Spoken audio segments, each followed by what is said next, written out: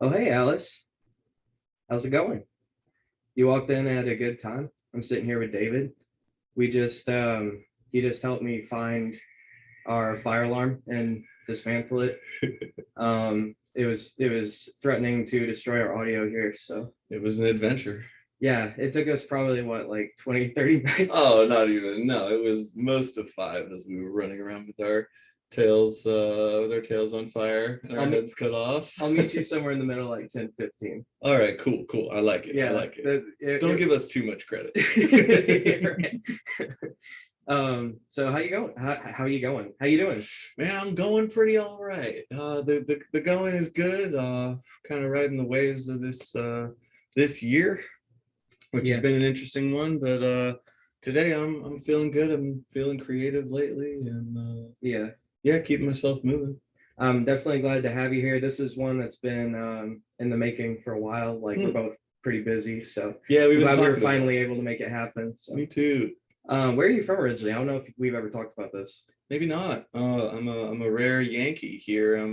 I grew up in the Boston area, so in a town called Lexington, Massachusetts, and yeah, it's an old historic town. And I basically went to a performing arts high school, so crazy music high school, which was a lot of fun. Right on. So yeah, a weird progressive city in a progressive bubble that is Massachusetts. Okay. This is random. I think I remember you telling me at one point that, and correct me if I'm wrong, that your mom growing up was really into witchcraft and the occult, so that was like an influence So on I don't know about like really into witchcraft. I think I was just maybe buzzing on something that night that I said that, so I might have oversold it. Or maybe I'm confusing it with someone else. There. No, so I just feel like she's a low-key witch. I feel like she's never really identified as one. Okay. I just feel like she's someone who has an understanding of practical magic and has practiced it like my whole life, but she's never really needed to make it like an overt part of her identity. I got you. It wasn't part of her necessarily her parenting routine. Aside from us going to like there's like a holiday show we would go to that's really more about like Anglo-pagan roots than it is about Christianity, and like we were learned about those cultures as a kid. Like she was open about that with us, which was sort of interesting.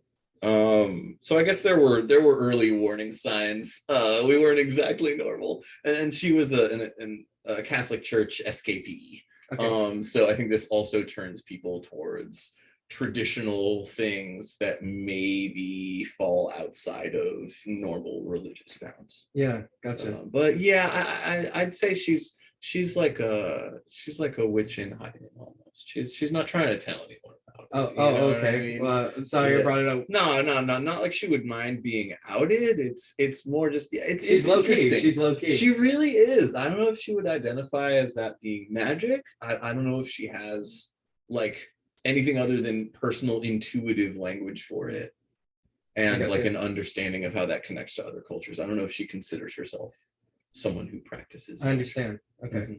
Mm-hmm. So that actually raises an interesting question. What do you think, like what's the definition of magic for you? That's a tough one, because the more I read and the more I listen to, especially some interesting podcasts, Duncan Trussell got me on a whole trip down some magical places. I'm sure you've heard him talk with what is it, Justin or Jason Louv? I forget. Fuck, I think I'm blanking on his first name, but he was the soul bird in the Midnight Gospel, and he's all right. He's a practicing magician, as it were, and he teaches people the mystical ways. And so I feel like the more that I feel out that I feel like I have less of an answer than I used to. I used to say that magic was like an extension of our personal power that goes beyond our normal senses. So sort of like the interactions of people in a nonverbal or in sort of an energetic way. You know what I mean? Like our society is picking up on that lately. And that's why it's like already cringe to be like, I dig your energy. You know what I mean? It's like already we're rolling our eyes at it, but it's like, okay, my mainstream has finally accepted the fact that like there's things that we do, there's like an energy field that we put out that we pick up on, and that's like a real thing that's tangible. And like we don't really know how to work with that, and sometimes it works and sometimes it doesn't, and some people are harmonious, some people are dissonant. And so I don't know, I used to just say that like magic was the extension of those powers, but now I'm speaking out of complete ignorance, because there's people who claim to like regularly astral project, and there's people who claim to be in all sorts of crazy dark occult waters with magic, and I'm just like fucking fascinated. Like that's where I'm at now. So like I used to think that I knew a little bit, and now I realize I don't know shit. I was a pretty like I was raised really religiously, Gotcha. and when I turned 18, I moved away and just kind of had like this bitter resentment for Christianity and organized religion, which is still there. But I was There's reasons. much more of an There's edgelord when I was 18, and Weren't we all? and yeah, and like I would say I was pretty like staunchly an atheist at the time, and I didn't believe in anything supernatural until I went looking for it. Like I never had any supernatural experiences or anything. Interesting. So have you had any, do you have any ghost stories, or I guess anything you couldn't rationalize with like logic? Yeah. Yeah, I have only one very distinct ghost story. And I guess should get a proper recounting of it. I visited Sorry, keep going. we You're good? good. Okay, cool. Yeah, you're good. Cool. Just before I launch into it, get Oh, yourself yeah. get yourself a good cut, a good healthy. Yep. A good healthy cut. All right. And but yeah, it was I was visiting the childhood home of a girl that I had dated in Pittsburgh. And she was from Lancaster, or Lancaster, PA, I should say, which is out closer to Philly. And so we were out there for a while in their old weird house in the middle of nowhere on a huge property. And I was there visiting for a few days with a few friends before like we went off to Philly for a show or something. It was like a stopover. So we were there for a few days. And that house was pretty weird. And I remember getting situated. Was it the first? I think it was the first day that we were there. And I just remember being upstairs in the bathroom, like unpacking, getting myself freshened up, and just hearing someone above me, because I knew there was a third story. And I was like, oh, that's interesting. And I don't know, did my thing in the bathroom, thought nothing of it. And then heard it again. Like there was definitely someone upstairs. They had just woken from a nap or something. They had just heard that we had come into the home. It was just like one of those things that you hear a noise and you're like, there's clearly someone up there, and I'm going to see them in a few minutes. Clearly that's their brother they were talking about. And so I walked downstairs, and Lily, the girl I was there to visit, and her mother were both in the kitchen. And I come in and I'm just like, hey, so this is your brother here? I've been like needing to meet him. And they both look at me and look at each other. And her mom gives me like this knowing look. And it's just like, there's not anyone else here. Like no one else is here. And I was like, that doesn't make sense to me. What do you mean? And they were both just like, oh yeah, it's just the ghost that lives upstairs. Like they were both very casually just like, oh yeah, that's just, I know that you, and like Lily was trying to not just like laugh and try to like take me seriously. And it was like a really weird moment that I still have yet to completely wrap my head around, because it was more than just like hearing a few things in the house. It was more than just like it was like upstairs was quiet aside from me. Everyone else was making sounds downstairs. No one else had come upstairs with me. It was just like a bunch of things that happened at once. And then the two of them, like her mom is such a no bullshit lady. Like a no, like a, she's like a quirky kind of hippie mom almost, but one that you can tell is like, has her shit together. She's a nurse. And the way that she looked at me like, you too, it was spooky. It was really spooky. So that's one that I really have not been able to completely wrap my head around. Yeah, I guess like in your best, in the best that you've done, what can you make of that? Like what do you think about that? I mean, I can still rationalize it. and say, oh, maybe there was an animal on the roof, maybe there is a branch that was hitting the roof. You or said it was like very something. deliberate though. I mean, it was Yeah. like you hear a sound and it's so much like a sound that you know what it is. It's like those are footfalls upstairs. The boards are creaking. I can hear someone's weight going from one side of the room to the other. It's a sound that you pick up on and you go, oh, that's obviously what it is. And then you go back to doing what you're doing. Like you make no note of it because it's obviously like, oh, those are footfalls upstairs. Someone's upstairs. Hmm. It was so clear, and it happened twice. It was someone walking across the room twice. So it was just like, the only thing What that can I you even could say about that? Yeah. what can you even say about it? And I was left speechless because of their reaction. Like I was expecting them to, like, for eventually it to come around, they were pulling my leg, and like eventually come around that they were like no, and they were like both dead ass serious. And Lily got a little bit mad at me later on when I was like pushing her on it. Like I also remember that I was like, come on, you're fucking with me. Like don't do this to me kind of thing. And she was just like, David, I'm not lying to you kind of thing. And like we had a moment. and she's like no, like this is what I grew up with. Like they're real, please. Like it became like a don't tell me that this isn't real. And that was like okay. So yeah, it's I don't know. I believe that sometimes things stick around, and I think that is why we as humans need to rationalize a place that we go energetically. Where do you think we go? Oh, I think our energy disperses personally, and I think sometimes maybe it can get trapped, and that's what we're. And when I talk about energy, I guess it's whatever anyone refers to as the soul or life force, or whatever turns this weird set of bone and meat and all this and makes it something that wants to talk about music or something. Yeah. That wherever that goes is obviously a concentration of energy, and I feel like that disperses or goes somewhere else.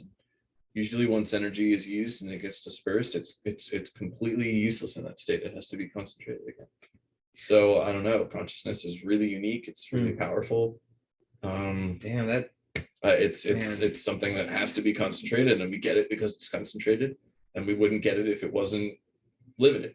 I don't know. It's, I guess, a very human resonance. That's very interesting. But no, I like the way, like, I think you explained that very eloquently. It's like, yeah, it's like I've heard similar ideas, but I don't think I've ever heard it explained that way, and that's helpful. That's the way that I feel about it, and I think it's the reason a lot of afterlife stories or heaven stories are appealing, because I feel like there is some truth to it. I feel like we feel that on some level that, well, what we have has to go somewhere.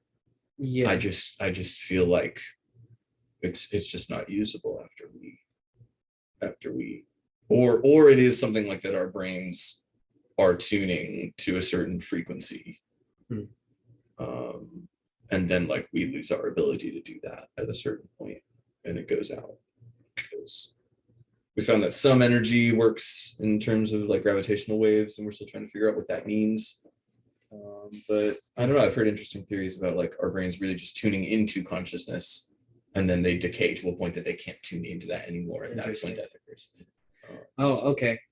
So that's, and there's so many functions required to make that happen in the body, so any one going awry would still cause you to separate and die, or just consciousness to evaporate. Right, which really seems to be the thing. I mean, we can keep the body alive when the consciousness isn't there as well. A uniquely human tragedy as well. So it's an interesting thing to think that the brain can sometimes go into a repair state and get back to a point where it can function properly again. So it's not beyond the conceivable realm that we are tapping into something that allows us to function on this level. And not even to say that we're unique in that way. But it's interesting in terms of just the way that our brains work and how little that we know about it.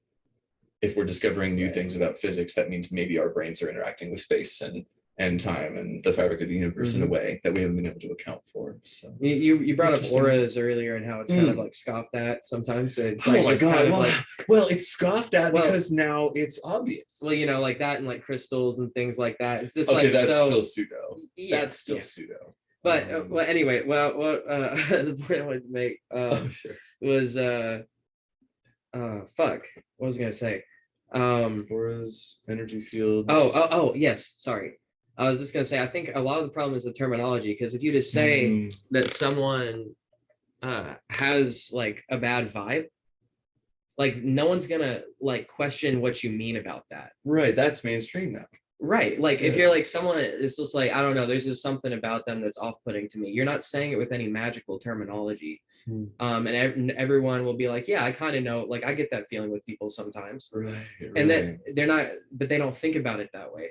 And so a lot of it, I think a lot of the time, honestly, like magic is not and I love the word because it's like poetic, but I think a lot of the time it's obsolete and it actually gets in the way of conversations sometimes, depending on who you're talking to, I guess. Because if it's someone that specifically doesn't believe in those kind of words, specifically using those words, you know, maybe isn't the best way to approach it with them. Maybe I guess what I'm saying is there's other ways without using that mystical terminology to talk about magic. Yeah, just like there's very like inherent accessible ways to choose your words when describing music or art or other things that like allows it to be accessible for people that aren't in like the inside of it. And that's all I strive to do as someone talking about my work. Like I just want it to be like for other people to understand my world instead of like just another audio engineer being able to be like, oh, okay, I get what you mean. You know, I try to like,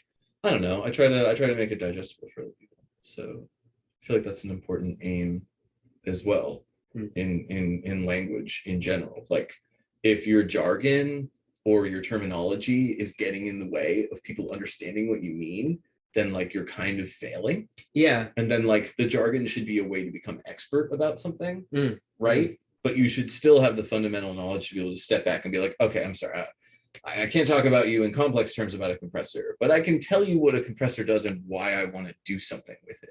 You know what I mean? And then you can be like, oh, I think I'm hearing compression here. And I'm like, yup, a ton of it, you know? And then they can be like, oh, well, that's interesting. So what does that mean? And then if they go and discover, you know, the parameters of a compressor or go and look up the different types, I mean, you can go on YouTube now and get some good headphones and like really listen to someone run a vocal through like 6 different compressors and be like, all right, here's the difference. And like, that's tough through YouTube compression. You know, the best way is to take your own audio and mess with the knobs yourself and, you know, really get a taste for it. But I can still describe it to someone, all right, here's what this does and here's why you want it. Right. And still get that across without the jargon. Yeah, I think it's contextual. Like if you're specifically talking about like STEM study, then you would use that kind of terminology. Whereas if you're in regular conversation with someone that doesn't understand, yeah, exactly. It's all context. And oh, hey, that's Neef's why, here. What's up, Neef? This is David. Hello. Nice to meet you. Nice to meet you. You know, we're just doing the thing, talking about everything. Talking about magic. Yeah. Talking about magic and compressor units. Yeah. Yeah. Talking about accessibility in language, really. And about how when you talk about magic today, I feel like it was inaccessible for me because it was maybe something that felt occult or felt like something that I needed to be super read about. But like we were just talking about how if you say, oh, someone's vibe is off, like people know what you mean today. And just like inherently, instead of you having to be like, well, I think this person's aura means this, and you know, going into language that might turn them off or might make them feel like an outsider. Well, you also have the idea that, for lack of better terms, you have the dumbing down with buzzwords, especially vibe. Vibe's a great one, you know, because at one point it meant a whole lot more specifically. If you said that, now you can kind of drift off. And the reason we don't say aura to people, or a lot of people, is because it's colloquially written off now as kind of goofy. Yeah, we were talking about that. Or they're going to be like, oh, you're in one of those new age earthy kind of dudes, aren't you? And it's like, well, no. I was just using a term. Should I use a different term that, is more comfortable for you? And yeah, it's like Alex was saying with magic. Magic's a huge word like that people are just like, well, what do you mean magic? Yep. That's, well, And I think music and language are types of magic. I think when I really try to break it down, you basically you have magic that's specifically reserved for the realm of fantasy, like let's say like levitation or shooting fire out of your hands, things that defy physics, let's say. And then I think when we're talking about real, magic and reality, I think, and I'm not sure about this. This is real just real like real magic is when I shoot fire out of my hands on the guitar. right. Yeah, I've seen both of you guys do it, but the I think, and like you guys tell me what you think about this. I think it can be summed up with magic is action with intention, which I realize basically that's just everything almost. But I mean, It's like very broad. it is. Well, yeah, it is It's a broad basically stroke, but I anything that can't you necessarily consciously. disagree with it because it's kind of like a religion idea when like everything is God. I know it kind of makes it just like So it's a nothing word at that point. really, I mean, but at the same time, it keeps it wide open for the idea of what it really is. I suppose I have a harder time locking it down further than that. Hmm. Well, to go back to what Dave was talking about when I first chimed in, you're talking about compressor units. Um, and it's a really good example you use with talking about working with artists and production because as an electrical engineer, I can actually tell you the components and what is going on electrically in a compressor unit. Most people aren't going to understand me, and it's going to be boring as shit, and it's not going to help you in any way whatsoever.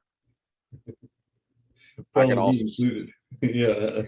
I could sit down and explain to you what a compressor unit does to your sound or your signal when it goes through, but for most artists, that's not going to help them out either. So as a producer, there's an old rule of thumb when it comes to like we talk about with vocalists and reverb. You never tell a vocalist that you have 1,000 reverb settings because they're going to want to hear every single one of them. And they're going to be convinced that one is way better than this one and that. And they're going to go, what you do as a producer is you say, oh no, I hear your vocal. I've got the perfect, compression, a verb setup. I know exactly what I'm going to do for you. And it takes that out of them because as an artist, you don't really need to think about that. You need to think about the song you're playing, and it's kind of a similar thing when you step outside of that and you think about, put that in the aspect of something like magic. If you don't practice things on a certain level, the word's not going to mean the same thing to you, Hmm. And it's like you're saying, it goes to who you're talking to, it just depends on who you're talking to and what the context is. It can kind of make you feel alienated, sometimes superior, because you're like, I got to talk down or I got to dumb down what I'm saying because this person doesn't understand, or they might not just believe, what you believe. So it's kind of put you in a funny social situation too. Did you grow up with music in the house as a kid? Like, what'd your parents listen to? Yeah, I grew up in a pretty musical household. My parents listened to a lot of classical music, and I grew up with a lot of classical music around because my brother played piano. So he had started, I guess, 2 years or 3 years before I was born because he's 8 years older than I am. So I just grew up having music in the house, and my parents spun records all the time. And they were also really into classic rock and folk music. My dad was really into the blues. So I had a lot of that around, but yeah, super musical household, and I was pushed to do music from a young age. Who really like stood out to you and like was developmental in how you what you do? I mean, there are a lot of points in my life where things have kind of guided my musical journey in that way. Really, I'd say the first one is my brother in the house, because I was a weirdo kid. I would just hear things and sing them back, like when I was like a really young kid, like when I was still in the crib. I was like being brought to rehearsals. He was a musician. Yeah, yeah, Oh, he was okay. he would play piano, and then he would like accompany Okay. people, and he was in, I guess, some productions and stuff as a kid, that I was being brought to rehearsals when I was a kid. And then my mom has a story of hearing me upstairs, humming or singing what I was hearing that day, because I was just like parroting back what I heard in the world. So it was clear, like, all right, we have to get this kid singing.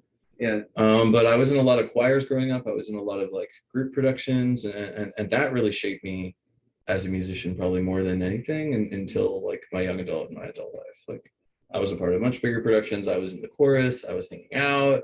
It was less of a focus on me as like a solo artist. I wanted to be a part of like a cast or a group or an a cappella group or a choir. And then on the side, I was taking piano lessons, or I was taking drum lessons as a teenager. So like, Was there any in particular thing or show or artist that you were studying younger when you're doing a lot of show style stuff and a lot more orchestral based things? hmm, Was there any, like, say, old entertainers or anybody that that caught your attention, or was it still kind of a broad stroke in learning? Because a lot of times when you're young, you don't necessarily gravitate too quickly to one person. yeah, it's tough to say. Like, I was lucky enough to have really good lessons for whatever like the primary instrument I was focusing on was. So like, I had an amazing piano teacher from when I was 6 to 12, Kevin, who I remember very fondly. He was like super strict and demanding, and it was awesome. He like really expected a lot out of me. And then I had a drum teacher for near 7 years as well, who was like incredibly important to me in that time. And I was also um, and I was also in some productions at that time with adult casts. So I was in like a child cast for this production called The Rebels in Boston. So like there were a bunch of people, like all the people that ran that organization, and also just like some of the people in the adult cast that like I became friends with when I was a kid, because I don't know, we would sing together, or I don't know, they liked me, and we would all get to know each other. So I was just like, really, there's a list, but it probably, if I would have to highlight one right now, would be my vocal coach that I met in high school the year before I started auditioning for voice, because I went to school for voice originally. I was going to be Okay. a classical vocal student. And you dipped your toes in a lot of stuff. Yeah, so I've been singing my whole life, but then I also had like some other instrument that I was focusing on as well. So yeah, I'm really like, I've never done one thing. Like also when I was a kid, I was doing dance in various styles. I was in these productions to like also be at a fully blocked like play as well. It wasn't just singing in the Rebels. It was like a 2 hour like play as well. And I was playing as like a, I don't know, like an immigrant kid on a boat coming over from Ireland or something. Is that is acting a passion of yours? Or was obviously it was mostly for the singing It and was mostly for the singing. Like, I don't know, acting and role playing was mostly for me as a kid. That was my escape. I liked games and stuff like that, because I could sort of escape. But I guess if there was one person, it would be Christy, my voice teacher in high school. She was hugely influential, and like totally turned me around on what I could do for me, instead of being part of something else. She was, yeah. When you were studying a lot of voice and doing a lot of vocal things like that, is other than where you were learning, because when I came up studying, first off, classical, you don't really, I mean, you can look at composers and certain things, but there's not a lot of, it's not like rock and roll where you've got bands and rockers to look up to. Right. Were there any like show singers or old school singers or specific singers that just blew you away when you were that young, or that you Oh, tried to emulate? oh, definitely. Part of why I was playing the drums when I was a teenager and started picking up string instruments and stuff is because there were definitely like a couple rock bands that really just like picked me up and shook me when I heard them. Definitely when I heard Hendrix for the first time, when I heard Led Zeppelin for the first time, Pink Floyd, like those were CDs. I'm gonna date myself. Those were CDs that would stay in my CD player when I would go to school in middle school, like for weeks sometimes. Especially when I first heard Led Zeppelin, I just like had to try and sing like Robert Plant. Like that was my shit. Like I still had crazy falsetto range. I still had my soprano. I still do. And that was just like so much fun. So definitely like as a kid, the classic rock greats that my parents would play were definitely like vocalists. It was always like music with good songs with incredible vocals were what my mom really stuck around for. So I mean, she loved Janis Joplin. She loves the Beatles especially. Like a couple others I could rattle off. Sort of. She loves Jefferson Airplane. And my dad's a really big blues guy, so we would hear a lot of Stevie Ray Vaughan, a lot of Hendrix were the ones that like stuck out to me. And then the rest were just sort of like a big soup of blues dudes that would come up. I don't know. He would put on a radio program in Boston. That was most of the stuff we would listen to the blues together. It was so fun. But yeah, as a kid, it was like the classic rock greats there. And then when I was in high school, it was Muse and hearing Matt Bellamy fucking scream those like high soprano notes, like rocking out guitar with those bass lines. That bassist and Rage Against the Machine got me to play bass guitar, and is why I'm a guitarist today. Like holy shit, hearing that band, I was just like, I have to make rock music. Like what the fuck? Like just hearing Hysteria and hearing all of Absolution. I saw when I Muse was at oh my god, when I was in high school. When? Shit, when was that? Not too long ago. 2019, 2020. Fuck yeah. Oh, they're such an arena rock band. Like you understand them on a different level. Once you see them at a huge show, you're just like, oh. You've seen them too, obviously. Oh, so the first time I saw them was in 2007. They were my first actual big show that I went and saw. That's awesome. Yeah, on the tour with Hysteria and on the Black Holes, on the Black Holes and Revelations tour. That's awesome. Yeah, I was in the then Aganis Arena in Boston. I still have that fucking t-shirt. No, absolutely, just like over the moon for those guys. I adored that music so much. I wasn't like a huge Muse fan. I just went with some friends. I was tripping balls. Yes. And let me tell you, Muse has the best visual effects. Yes. Of like any musical act I've ever fucking seen. It's top tier. It rivals the latest Tame Impala tour, which is up there for best visuals I've ever seen. Nice. And I've seen them do some crazy awesome shit.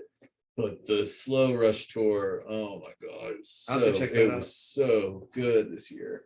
We got a crazy last minute ticket.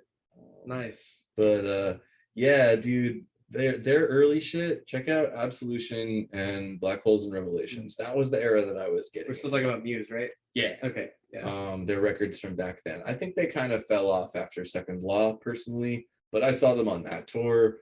And holy shit, they were still crushing it. They wrote a song for the Olympics that year called Survival. That is super fucking epic. You should go and look up. They have like a crazy high production value live video of it. From like they taped a whole set at like a Rome arena or something. Wow.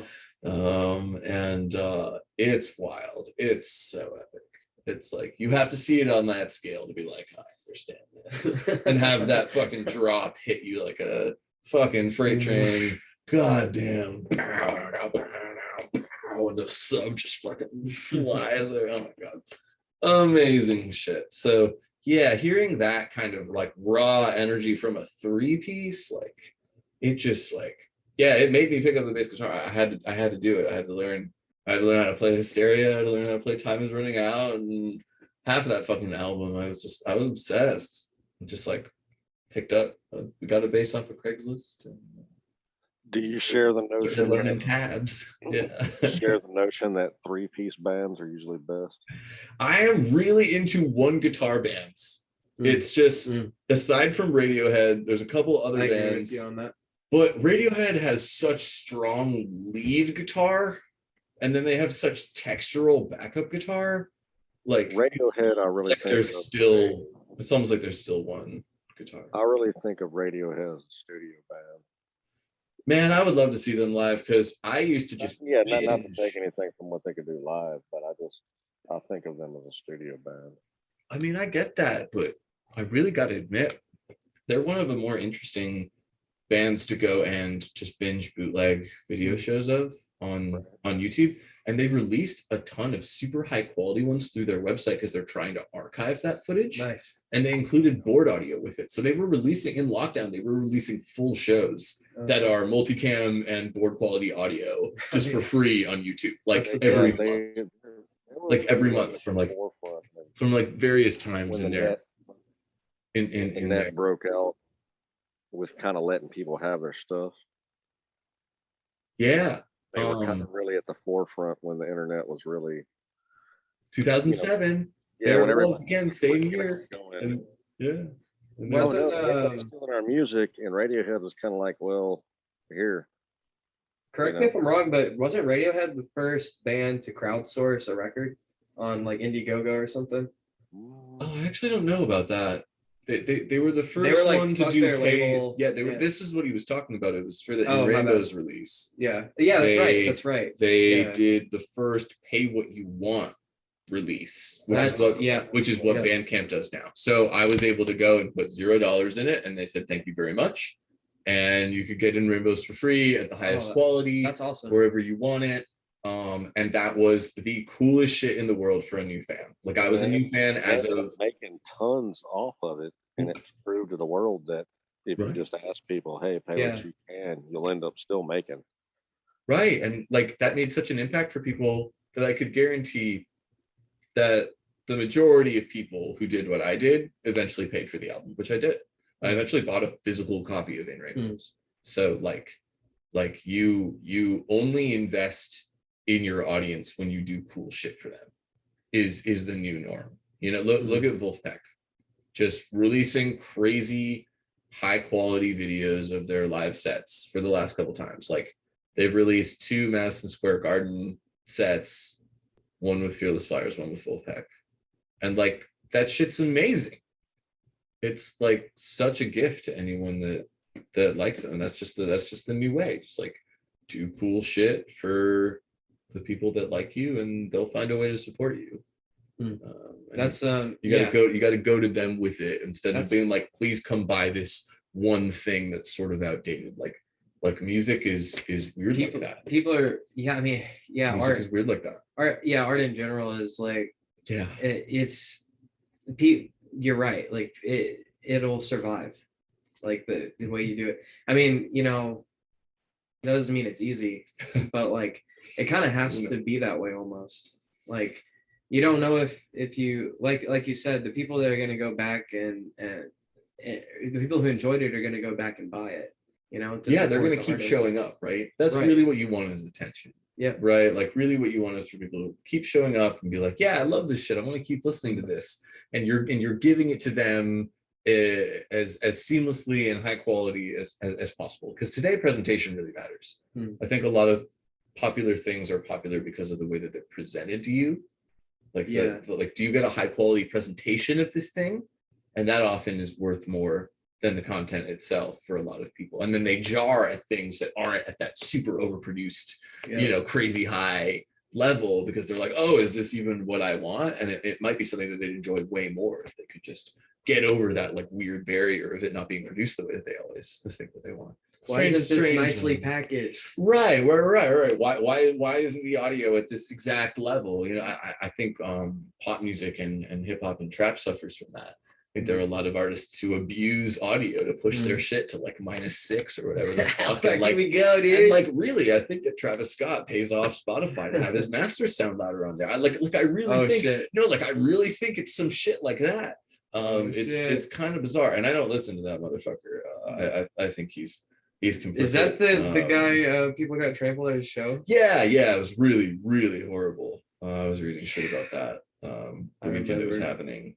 Like people fucking died. Yeah, no, like a lot of people, not just a few. Really, really terrible shit.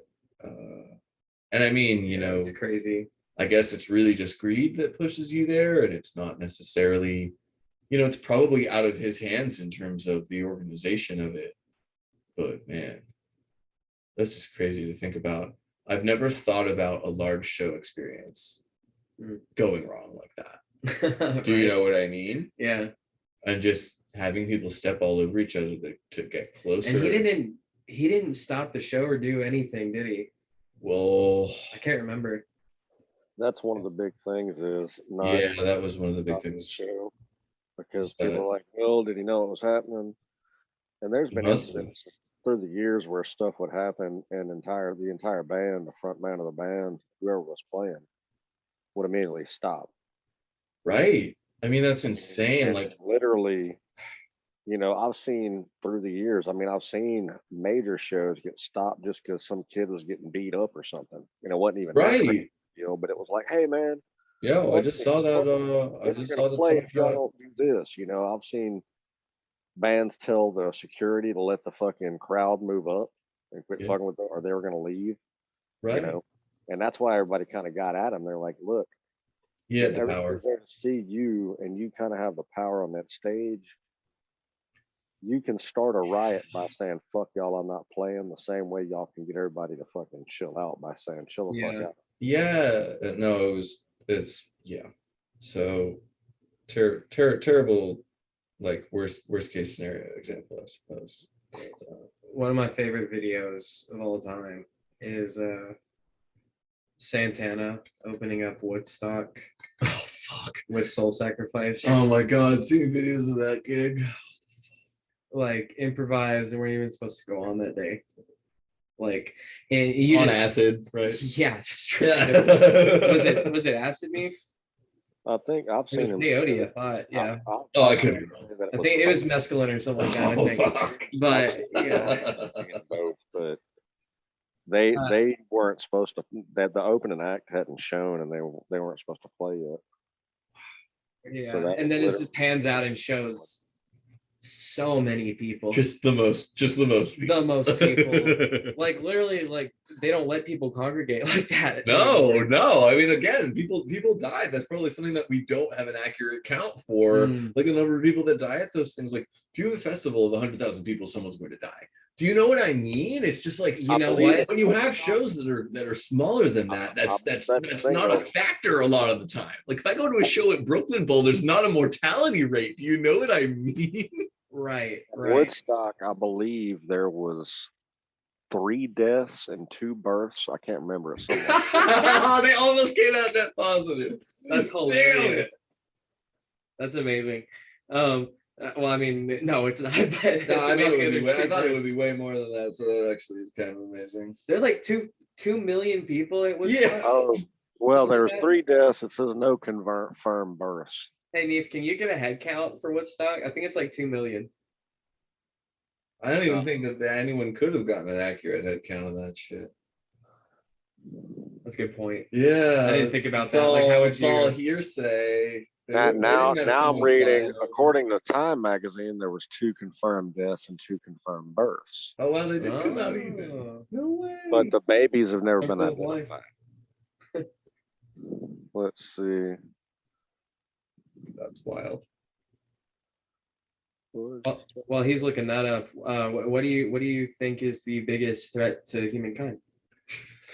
Oh man, as if we don't have enough of them right now. No, there's a lot. There's a lot to choose from. More than 400,000. Sorry?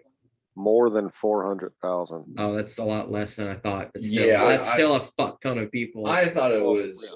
Yeah. I thought it was around 500,000 at most. Yeah. Well, what had occurred is they had an expectation, I think, of, or the ability to deal with like 200,000. I think it was initially. I don't know why I thought it was 2 million. That's like a lot. And when it got to that point and they started pushing the fences down, they made it a free show. Okay. They just could not keep. Yeah, what's the point? There was no keeping people out. Right. It's almost 500,000 people. Crazy. It's fucking unheard of for a show. Yeah, they were just like, don't resist anymore. Wild. Yeah. So what do you think is the Man, biggest threat to the humanity? greatest threat is probably just like unchecked corporate greed and the inability to stop late stage capitalism from sucking all the air out of the room. I mean, we could do a lot about the various existential threats, and there's probably a bunch, including climate change and inequality, leading to people becoming more desperate, and just the systems of the world kind of collapsing in on themselves because of unchecked greed and the power systems of the world. I think that's like actually the root of what will cause whatever cataclysmic event actually ends us. But I think if we can come to a point to live more equitably and not be ruled by a billionaire class of crazy wealthy oligarch like lizard people, because Jeffrey Bezos is very much not 100% human. Yeah, There's no. some amphibian in It there. is a little There's bit. like a It's a little forked bit. tongue or something. You know what I mean? Queen Elizabeth. Don't even get me started. There's so much. That's a snake. That's a snake. No, it's just She's like got like a bearded like it's they just flare like, out. Yeah, she's like mostly mechanical under there or something. I mean, I definitely start to meme about that shit really hard. But I do think that there's some pretty obvious shit that's really wrong with the way that we do things in this world. And it was really obvious that we don't have to do that in the pandemic when we were like, hey, if your profession just disappeared, maybe we can pay you to not die. And we were like, hey, couldn't we just like pay everyone to not die? Hey, couldn't we do that? And they were like, no, we didn't mean it. We didn't mean it. Psych. Only this once. Yeah, psych. Anyway, here's $1,200. Anyway, we're gonna send $40 billion to Ukraine now. Yeah. Bye. Yeah. Yep. Throw money at it. But Yeah, we're running out. wild. Print more. But there's plenty of people who rage about that shit. And I often think that things like that are often just rage bait and a thing to devote your attention to get heated about and then feel like you can talk about and affect change on when you really can't. Like often there's a lot of very impotent rage out there on the internet for righteous things. Not to butt in, but no, please do. I was just gonna say, I think you made a really interesting point that, like, I asked, what do you think is the biggest threat to humanity? And like you're right, it's not what ultimately destroys us. It's not the nuclear bomb. Sure. It's not the meteor. Sure. It's the thing that leads to that. It's corporate greed. It's the destabilizing of the world and those systems because of it really. I think you hit the nail on the head too, because that's at the core of all of the issues, right? Like that's the core of, like our environmental issues is just like corporate greed, right? And then it's like our political issues. That's also corporate greed because of lobbyists. Like we don't have a true democracy, all because of corporate greed. Yeah, and it's tough to get shit done even when you don't have like money infiltrating politics that much. Like we see that in what we would consider equivalent nations in the world, right? Also becoming more extreme, also becoming more fringe thinkers. It's a troubling pattern for sure. I wonder how many other people have come before me have thought this, but like this is such a crazy time to be alive right now. Yeah, I mean, it's usually not a normal time to be alive. I can credit most people with not feeling super exceptional in that way, but it is a really wild time to be alive. It's right a really wild time to be alive because like we're at the very tip of this like technology boom. It's hard to really wrap our head around because the whole time we've been alive, there's been automobiles. True. Here, it's not that hard to remember back to when we just had dial-up internet, and then just not long before that, no internet. Like I was there. Yeah. So it's like, feels like ancient history talking about the computers I grew up with. Hilarious. And we're just at the cusp of this change that's occurring. We so much so that we can't even really fathom what it entails with AI, because that's an exponential boom. That's not double, triple boom. It's chaos at that point. We have that's Pandora's box. We have no idea that's To a degree, possible. I think we're giving ourselves a little bit too much credit right now with any sort of like AI phobia about it taking over. Like what we have is pretty basic, and we're only starting to get stories about maybe Google created a sentient AI. But even at that point, it's like that's not even the really super dangerous thing that we're getting into. And that's still on like a top secret like weapons program level, right? So like I don't know. AI for the time being, I think is going to be a tool and not something super huge. But I think it's going to speed up. I think it's going to be the next thing that speeds up computing. I'm not necessarily so much worried about robots becoming sentient, like AI, like true artificial like cognitions and like taking over. Right. I'm more concerned about like extremely advanced like quantum computers and things like that in the hands of the wrong people that can like literally predict the fucking future. Yeah, I mean, we always have to be worried about our advances in technology becoming weaponized and going to the wrong hands. Yeah, that's always going to be a concern. You're right. Yeah, I mean, it's a concern right now. I have concerns living in this country because of what we do with our technology, because of what we do with the weapons in our military. Yeah, I think a lot of that is very questionable, and I think a lot of the focus on those technologies is very questionable. So yeah, that's always a concern. I mean, we have ways to end the world, multiple ways over, right? So I think for now, AI is pretty low on that list. Yeah, really, that's very true. I think There's these bioweapons programs are really things that we need to be worried about, apparently. But let's not get this video demonetized or whatever. Right. Yeah. Man. Crazy world. Apparently you can't publish controversy on YouTube right now. No. If the U.S. government hasn't said, Alice, this is merely for educational purposes only. Oh yeah. That's for sure. No, sorry, we dare not defy our information overlords that have decided what the truth is. The Red Queen, dictating. It's pretty rough. Off with his head. For real. What is it? The board of Oh man, yeah, the board of disinformation. Yeah, which is actually Nina Jankowicz. I was just watching some shit. It's equivalent to the 1984 It's the Truth Ministry. The Truth Ministry, yeah. Ministry of Truth. Yeah, for sure, 100%. 100%. I mean, goddamn, y'all went and did it. She was like such for a real, meme. went and did it. She was such a meme. She bought into it. Like she bought into the joke. It was almost.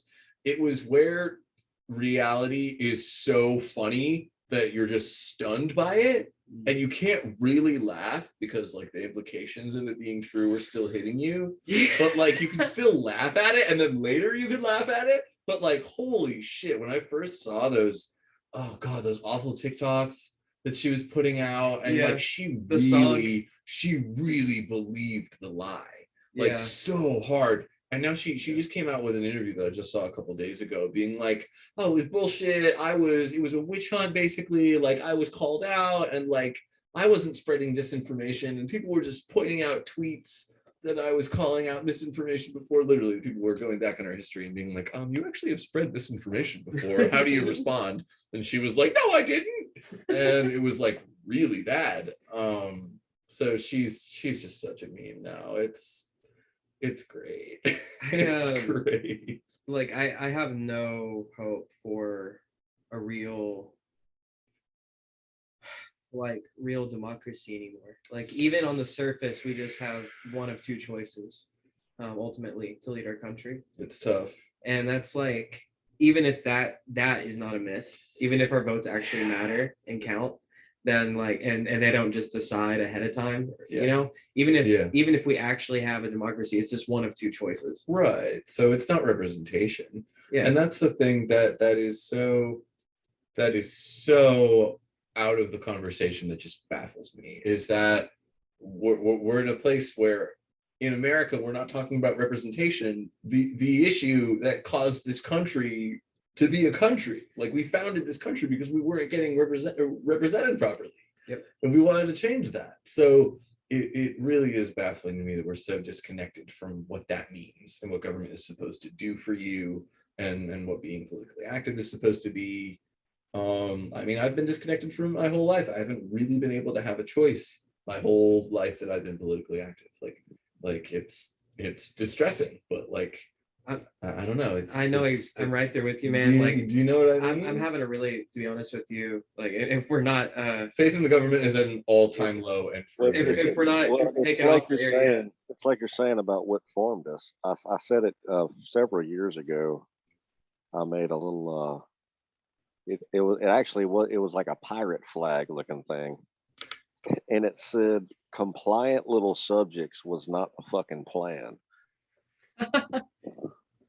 You know, I mean, that's literally what we were like. No, we're not gonna fucking be compliant subjects anymore, ever fucking again. But We won't, and our kids never will be again.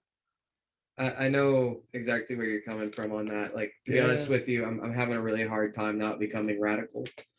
I mean, it's what these times require. If we're not being represented, if our voices aren't being heard, then eventually we'll be heard by, you know, the fires downtown and the fucking riots in the streets. Right. We've already fucking seen that. We've already lived through that shit. The circumstance is obviously not exactly comparable, but it reminds me of like Malcolm X. Careful, don't say the I word. What I word? I forgot what I said. Talking about getting radicalized. Oh, insurrection. Yeah. Oops. But Malcolm X, like, by any means necessary. Yeah. Like, yeah, because he read the fucking Constitution. Yeah. He was American. Yeah. Yeah. Yeah, because instead of just like, you know, putting it on a t-shirt or a bumper sticker or something, you know, he recognized, you know, why people wanted to be a well-informed or a well-armed militia or a well-informed populace, you know, and both are required, because there needs to be accountability for those who hold power, and our founders experienced that firsthand. And hypothetically, if people were going to like push back, it shouldn't be mom and pop stores and just riots in the streets. It should be targeted to the people and offices that actually control things and operate things. Well, that's the thing, is that the only thing we can really do is consolidate our power locally and help our local community and take our own personal power back and reject the power structures that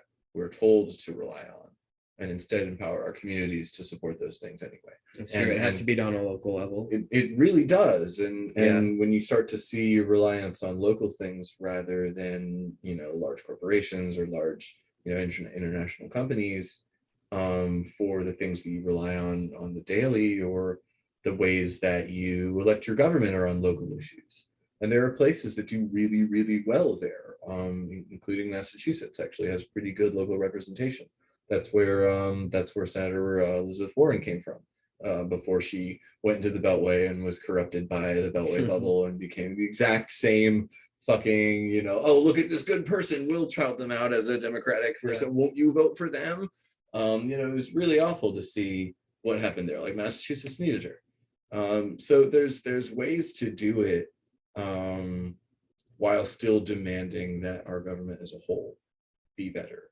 But we're so fragmented these days, it's difficult to get people to show up IRL now.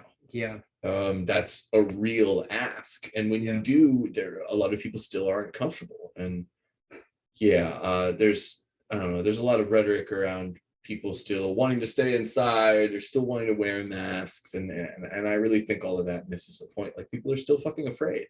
And people don't feel like there is a government or an entity or a community or a power structure that supports their well-being. Because there isn't. Because there fucking isn't. And so it's difficult to dismiss those people and not say we need to be reaching those people and feeling like, how can we all help each other? and Man, really we're tough. all on the same team. we all, should be. We all should be. Excuse me. We should be. We should Yeah. be. The people But that we're are not. waking up to that shit, Yeah. you know, and saying, what can I do for you? What can I do for my community? What can I do for the place that I live? How can I have more of my dollars go towards people that actually live here and pay taxes here? You're right. It has to be done on a local level. Yeah. It's everything starting with the man in the mirror. Like it starts with you, and then your family and your community, and it's out from there. And you really can affect things in that way. Yeah. It's I struggle to feel like I can have real change in this town in terms of local elections or in terms of the way that Nashville is run. Sadly, Nashville is really, really not run well. And there are a lot of issues with this town, including accountability being one of them. So I definitely echo your frustration there. But I think there's a lot of that in the United States. I think there's just a lot of entrenched power that has been there for a while. Not enough accountability. You know, that's the thing, is no one's happy about our administration or about the administrations we've had. Yep. No one. Yeah. Since I've been 18, there's always been some shit going wrong, and we're always trying to plug a hole. And won't you vote for the worst, the lesser evil, because we got to keep that one away. I actually, you know what, I take that back, because there were really fanatical people about Trump that they're like, no, he can't do any wrong. And I suppose that's also true, going back to Obama. Yeah, it's the same thing. But I guess. I mean, honestly, there are people out there that think Biden's doing a great job. Really? Do you really think? I'm shitting you. I've seen them on fucking video. Yep. And they're literally asking these people on the streets, and they're like, well, yeah, I mean, he's actually doing pretty good. And I'm like, it's tribalism. I stand corrected. Literally what it is. It's my team. My team never does wrong. Yes. Oh yeah, you're right. It's that's why I don't even foul. Right. Trying to be critical of him in that moment would also be saying, oh well, my team isn't doing the best. My team isn't really pulling through. And that's not a discussion a lot of people want to have. They just sort of want to put up red or blue and go, cool, that's enough. And it's really not. It's really, really, really not. Yeah, and it's like it's literally like a sports team. It's like it doesn't matter if the Preds are doing well or not. You support the Preds. Well, right. I don't even know anything about hockey sports. I used to say it was always like the NFL all my life growing up, and then in the past maybe 20 years, it turned into the WWE. I mean, it's gone from NFL, if I'm not shitting, it's gone from NFL team to fucking pro wrestling. I like that. No, it's gone full circus. It's pretty bad. It's pretty bad. It is pretty bad. Not to go at length about politics. Oh yeah. I absorb some of this stuff, but I think it's difficult to feel like we're being represented right, and to feel like it isn't completely laid bare that the president is a puppet position controlled by much higher deep state forces, such as the generals that never leave their fucking positions and are there through every position and have been there my entire life. So there are ways to look at this like, oh, okay, there are things here that it actually blows that my I'm mind. not being told about. Yep. For sure. And it actually blows my mind that people still play the left-right game. Like it's not two hands of the same fucking entity. It's so divisive, just like any rhetoric that pits you against another and says, oh, look what this other group is doing.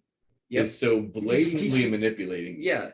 It's a cult, actually. It's coming out of a religious cult. It's actually really easy to see it that way. Yeah, they are the non-believers. Yeah. I mean, it's like you have to put it that plainly to be like, wow. And like obviously there's extremists in every organization, every group. Not the most extreme person is not representative of the whole thing, but there are, on both ends of this, there are people that radicalized that it is like religious to them. Definitely.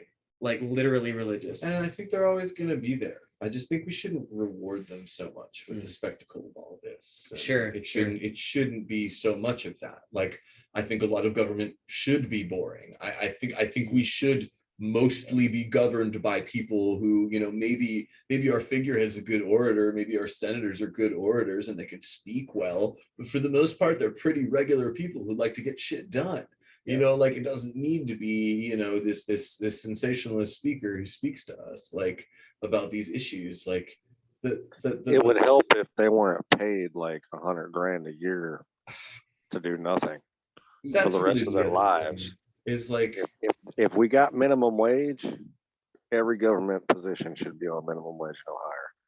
That dude, I'm right there with I you. really agree with you. Like, yeah, you have to live in government housing. You have to make you make minimum wage, and we have really, really strict lobbying laws against lobbying. Yeah, then you're a public servant. The way it fucking should be. Don't get me started, public servant. No, they're right. Of course, you shouldn't be allowed to invest, because that will, if you want to invest, then get out of politics. Yep. Oh my God. Yep. That keeps you from being a fucking career politician. Oh, Nancy Pelosi's investment scandal is some of the worst shit in the Pelosi Toinette. She and her husband has made an inordinate amount of money, especially over the last 3 years, on a lot of his stock options, a lot of his dividends, and selling before a couple major bills came. And it's been really suspicious and really obviously insider trading and very clearly an abuse of her position. And there's no one telling her to not, and there's no penalties for it. So why wouldn't they? And why wouldn't they? And anytime they bring it up, she rails against it. Yep. She absolutely loses her mind about why would y'all do that? Why would y'all not allow us to invest? Yep, it doesn't make any sense to her because she's lived in this bubble of privilege for so long. If there was some accountability to the legacy of these politicians, that they only had 4, 8, or 12 years, say, to make their mark, and there was no fretting about re-election, there was no waste of so much time and resources of apparently the best and the brightest who we were electing, so much of their time and so much fucking money every year goes to just electing them, and it's the biggest waste of energy in the whole system. If all of that time was used and there was a way to ensure that they had a more rational term limit such that they cared about what their output was, and they cared about all, like, every session, every week, every term would matter. And I don't know, I feel like that's way better, and then they wouldn't get burned out or so comfortable or up in their little impenetrable beltway castle that they wouldn't be able to connect with the plebs anymore. And I don't know, I feel like that actually makes sense. Yeah. What did you say, Neef, one time? Like a 2-week term limit, something like that? That's my bad. I said, I think they should have 2-week term. We'll do everything remotely, remote government. Straight up. And that way, and you can be reelected. Yeah, you can times. But you're that would be that would be the worst. What I'm saying is you got 2 weeks to do something. You can get reelected maybe like long enough to spend 2 years. But dude, that's never how it's gonna happen. You just have to get, but elections that can't go that long. It's like a fucking half a day. Everybody hits it, bam, bam, bam. If you ain't doing shit in 2 weeks, I wish there were campaigning. There's no inauguration. There's no fucking ceremonies. You don't get no goddamn lunch. You're a government employee. Go to work. Thank you. It's Monday. Go fucking do your job. Yeah, I wish there were 2 weeks. Like strict campaign limits like that. That would be so great. Like other countries do that. 2 weeks of figuring out who the candidates are. When those 2 weeks are coming up, and you're ready. And then you hear all the debates, and everyone's talking about it for a few weeks, and everyone makes up their minds, and there's enough time to sleep on it, and then they all make a fucking decision and move on with their lives. Instead of this whole year, people are already talking about the 2024 election. I want nothing to do with that shit. If you want to talk about something that's rage bait, or like, I guess just like an attention trap, like talking about election cycles or political speculation is one of, like, literally go play a mindless video game. Go play fucking Fortnite. Go play fucking Fortnite, and you're getting more out of your life than fretting about percentage points in districts and ballot counts And oh my God, That sounds awful. literally go do anything else. Like any other I'm vapid playing Minecraft entertainment. with my 7-year-old for Oh no, America. that's quality gaming. Like that's Literally. using your brain too. I'm talking about Minecraft with my son for vapid. I'm America. talking about vapid Welcome. entertainment. I'm talking about like turn brain off. Yeah. Go play Cookie Clicker instead of doing that shit. Like, oh my God, what a waste of your life. Yeah. What a waste of your life. I like you know what really upsets me is like well, this time it's gonna be different. All we have to do is get insert here out of office. Whoa, yeah, here comes the same rhetoric, right? Here comes the same line. Yeah. It's just like you said, like how many times do we have to see the exact same fucking thing? It doesn't matter who it is. I'm to the point like after what happened to JFK, or probably before that, honestly, it doesn't matter if you have good intentions or not. Once you get into that chair, you have a gun to your head and you don't have any actual power. You're just a fucking puppet. Now everything is conditional upon affecting the other power structures when you're president, and you have to keep people in your favor, and it's all a game of relationships and how much can you push these people, and then I don't want to push these people too much because I want to save that for later when I can use it for, and just like a web of strategizing and secrets, and then you have to worry about your virgin quota for the reptile cult, right? And then like yeah, you have to like figure out how to source your babies, you know, yeah, like and it's just like how that's gonna happen, and to satiate your adrenochrome demands of the week, and just oh man, yeah, how many things can we say to get us demonetized? That's okay, we don't make money on it. Let's talk about Julian Assange. Let's talk about oh, you mean the American hero. Let's talk about the Wuhan lab leak. Right. Let's talk about vaccine theory. Let's talk about so funny thing about the Wuhan lab leak.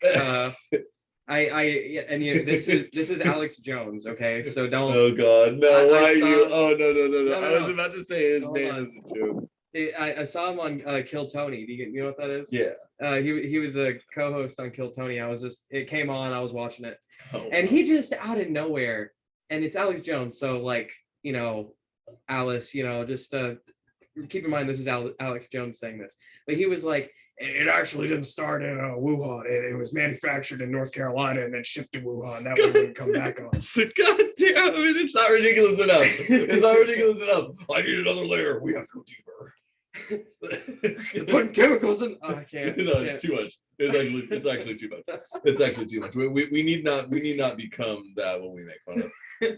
But if you fight monsters long enough, eventually you become a monster. Just staring into the void, etc. for sure. So maybe that's enough of a dip into the void. So hard segue. Hard turn. Yeah, are you a UFO guy? Do you think aliens have visited Earth? Hey man, I've listened to a lot of Joe Rogan. Okay, so let me tell you. Okay, we'll talk about DMT next.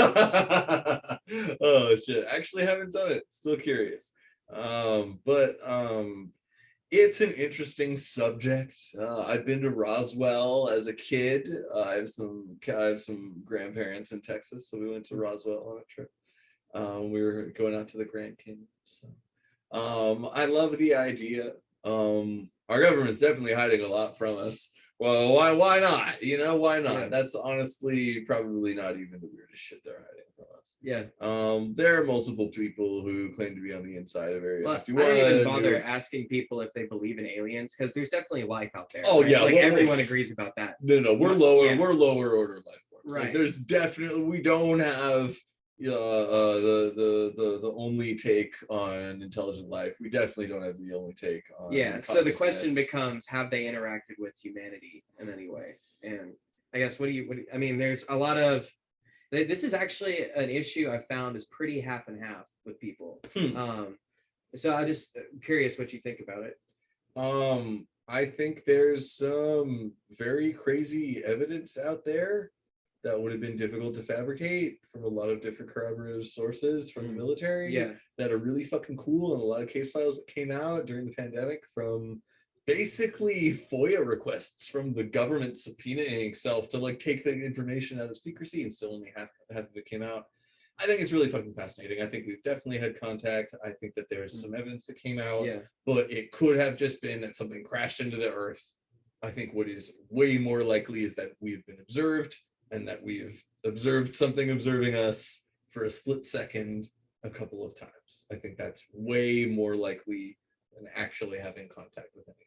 I think actually having contact gives all of our governments way more credit than they deserve. Okay. And that's always the thing that I sort of check logic against these things. Is just like, that seems way too coordinated they probably for our government to pull it off. Yeah. You know what I mean? They probably want people to think that it's like, oh, we might be talking to aliens, but no, the aliens don't fuck with you. You're not invited to those parties. Like, definitely they found some evidence, or there's been a crash landing, or there's been something with materials that are not, that are like from somewhere else other than Earth. I can't tell you what's for sure, but we've had some observations that have been checked by military equipment and that were corroborated by multiple sources. So I think it's really fucking interesting that it's just an unknown that we have data about. Yep. So I think they're real. That's an exciting thing about being alive right now too, is in the last few years, like 5-6 years, there's been a lot of shit about UAPs is what they call them now, coming out, you know? Yeah. Like it is I can't even imagine what a country like China has. Right. Like the most, they've got to be the most surveilled nation in the world. Like, I can't even imagine, maybe they have like a weird Ministry of Truth there that has a secret archive of all the shit that their people can't see, and there's just a long list. I mean, I think things could be weirder. I think things could be weirder for sure. Well, the way it works there, seeing that the government pretty much, there's no private business. If you have a business, the government technically owns it.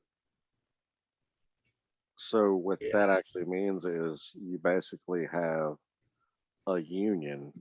Thank you. That is your entire government.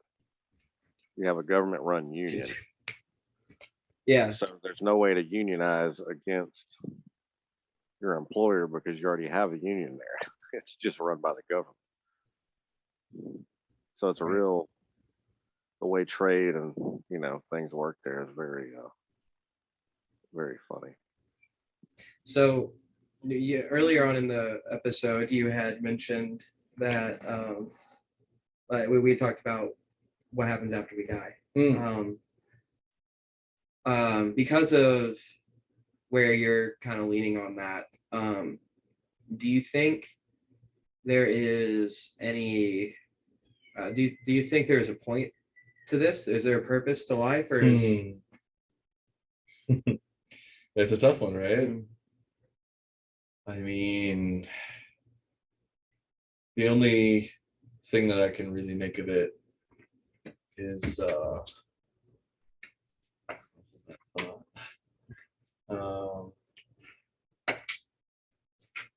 Maybe. Yo, what up? David, this is David. Hello, fellow David. Hello. You guys still filming? Oh, yeah, we're Sorry, my bad. No, balls deep in this podcast. No, you're good. No, you're good. But it's a tough one, right? Because you're always searching for it.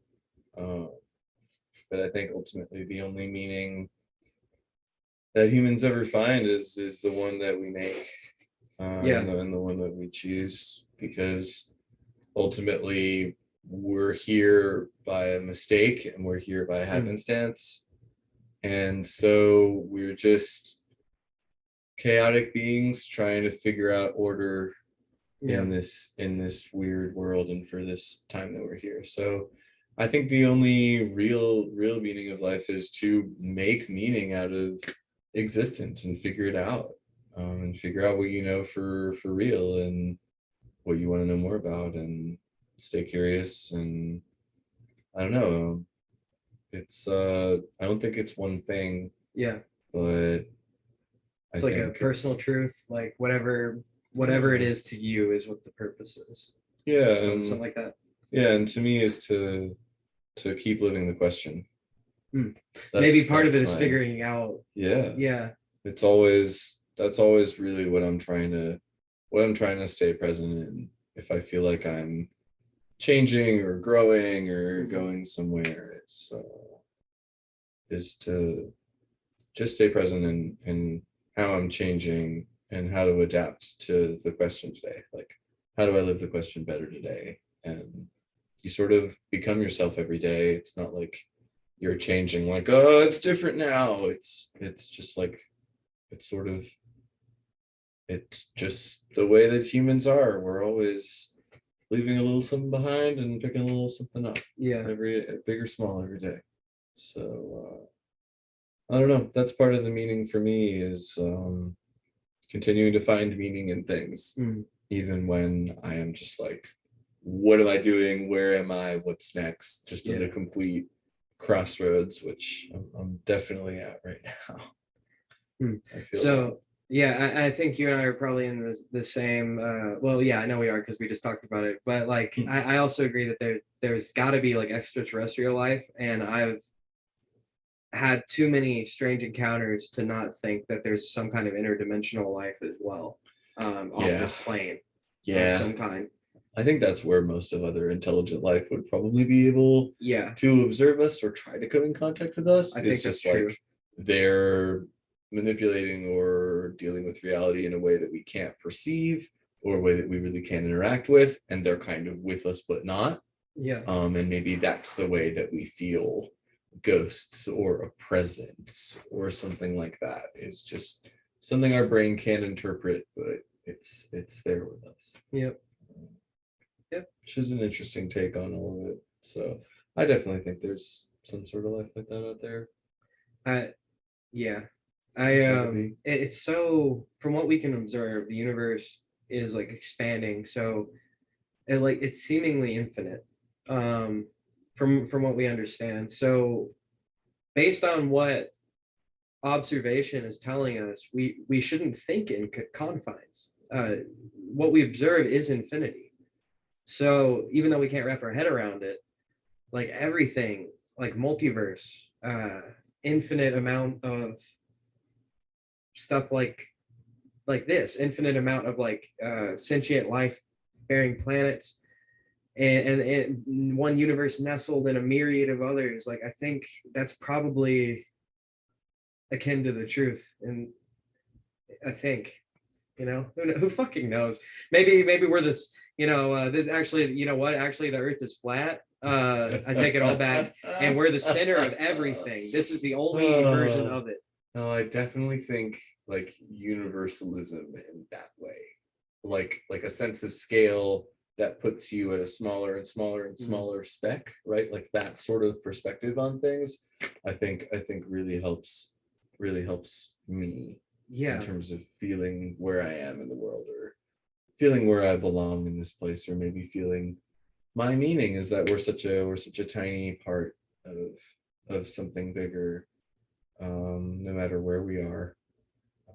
Even if we're convinced we're not sitting alone in our house, we're still a part of something bigger. Um, and it's very calming for me to think about how small we are yeah. in that way. We I put don't so know. much significance on, the things that happen in life, but Yeah, but it's all just happening in that tiny, tiny little place. So you know, this yeah. is this is in closing. I don't want to I don't want to take up too much more of your time. We're kind of hitting that point, but Oh no, we're feeling good. I this is something I ask everyone, Mm. and if you're not comfortable answering it, you don't have to. Oh, hit me. But do you remember when the last time you cried was? Ooh, yeah. For me, it was sometime last month. I was reading Survivor by Chuck Palahniuk. Huh. We have a book club we do every month. Nice. Um, Damn, it got you. it deals with like growing up in a cult, which his situation was a lot more extreme than what I came out of. But like a lot of the subjects in it hit really close to home for me, and it wasn't like a little cry. It was like I was sobbing Like I think like it was probably, it wasn't just the book, like it Right. was a moment like I just needed that at the time. I feel like. Yeah. I don't know the last time I like specifically like broke down like that. Only maybe. But I cry a good amount these days. It's something I'm trying to reclaim. Yeah, it's um, healthy. and have more of, because it was definitely a sign of me being mentally ill when I knew I wasn't connecting to that part of myself. And like I wasn't crying and I wasn't letting myself feel that. Like I was holding something. So I think it was like mid last week. Last couple of months have been really hard. Um, and I think I was just really struggling with some friends letting me down or something else. And there was like a bunch of things at once in a day. Um, and I don't know what it was. Usually a song gets me to cry and it gets me there. Yeah. So I think before that it was seeing Beach House 2 weeks ago now, I think. Week and a half ago. Isn't that Sunday before last. I can definitely relate to like Yeah. when something traumatic happens, I don't necessarily like cry at that time. No, But definitely then not. then you're watching or reading something, Yeah. or you're observing some piece of media, and it just like all Yeah, I've had to let a lot go in the past year, especially in the last Mm. 8 months. And there's a song by Beach House called Myth, which is all about just sort of like the metaphor of the flames and the ashes flying away as like a metaphor for rebirth and letting things go. And you can't keep hanging on to what's dead and gone is the lyric. And it's just a song that really hit me at a time. I had heard it before, but it like really hit me and was just like a theme song for the end. It was probably I'd say it's like my theme song for last year, even though I only realized it in like October or November. I was like, what the fuck? And so hearing it weekend before last, I was just like definitely crying during that shit. Like, no way they're playing this. Just like second verse hits. Damn. I think I that know shit's just, the group you're talking about. I think so. Oh, Beach House are incredible. Dream Pop Darlings, very, very ethereal, Okay. Drum machine driven, very, very gentle, very soothing All right. music for the most part. And, Yeah, I think I'm but very thinking of the same driving, thing. very, very melodic. Yeah, not a band that I thought would be in my top bands. I really love them. I've loved them since I found their album Depression Cherry, I think back in 2016, 2017. It's in a real dreamy time. And their latest album is phenomenal and has these awesome visualizers that go along with them, that are like lyric animations. They're like a next order of magnitude up from lyric videos. That's a cool thing that artists are doing a lot more. Lyric nowadays. videos are cool. These are next level. The visualizers, yeah, they're dope. they are like Yeah. they found a new animation style to animate the lyrics along with basically an animated music video along with that. Nice. So there's ones that are hand drawn, about just like the song called Sunset, where it's all like imagery about accepting death, and sort of like lay me in the ground and I'm one with that and it's okay, and like lay me where the flowers grow and I'll just become one with that, and just like such simple, powerful language. Like that's definitely a song that would just like fucking get me to cry like every time. Yeah. Like that was an album that helped me cry, like for sure. And that one just like so organically is like roots spreading, and then they just spread into the lyrics. Like it's like a body that turns into roots, and then the roots go down, and then it's just black and white roots, and then the white roots turn into "Lay Me Where the Flowers Grow" organically, and it just blooms into That's it. beautiful. And it's just like every song has that level of detail. They released the album in 4 chapters once a month, and it was like each side of the record, so it was like 4 or 5 songs in a little chunk. And so I got to, it was like the coolest release like of a journey. record ever. Yeah. I got to like absorb every little chunk and save that. it. Is a very novel concept. Yeah, I like that. And it was just enough content. It was about 20 minutes ish of music and art every time. It was so cool. So yeah, can't recommend it enough. That's the way you absorb the album, is like get some good headphones or crank it to your stereo and like really watch those videos because they're so good.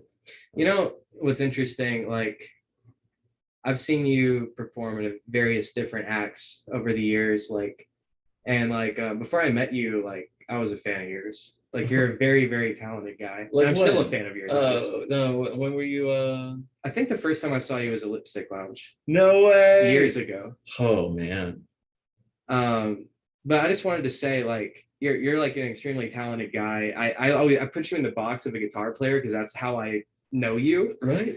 But now I know you're a lot more versatile. But with that, but like, I just wanted to say you're really down to earth dude too. Hey, Like, thank you're not hard to talk to. Like, you don't have an ego about yourself. Like, you're very easy to talk to. Hey, thank you so much. This has been you put me right at ease, so that helps a lot. I credit you for that just as much. Thanks, You're man. very very welcoming vibe. Yeah, we just have fun here. Yeah. I like that a lot. I want to do more podcasts, so this is super fun. And Well, I would love to have you back anytime, man. appreciate you gassing me up for sure. Yeah.